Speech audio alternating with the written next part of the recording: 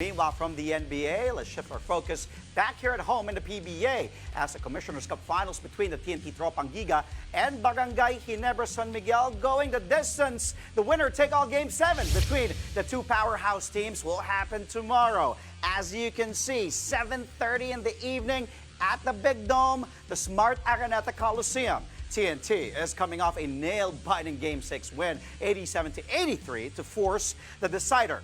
Boy Aram was one of the heroes in that game for TNT.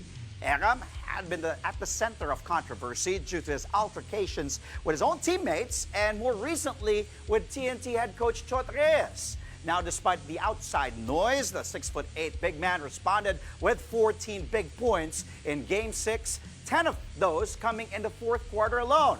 He also secured this crucial offensive rebound to tap to Ronde that basically sealed the deal after those two missed free throws in the dying seconds of the game. And now after the match, Coach Chot shared what he said to Aram heading into this Game 6 and putting the incident behind them. We felt no need to address it.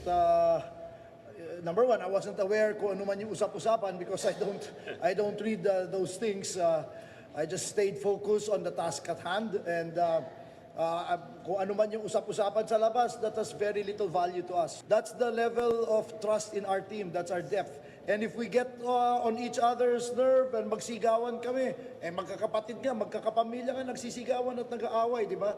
But that doesn't mean that they're going to break up as a family, right? We just told Poy to focus on shutting off the noise.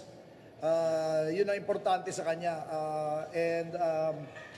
Wala ka namang sasabi. I told him, of all of our players in this series, he was the one with the highest plus-minus in the effort charts. Pinakamataas si Poy. So, but we need him on the floor. His presence is very important. And, luckily, he did just that.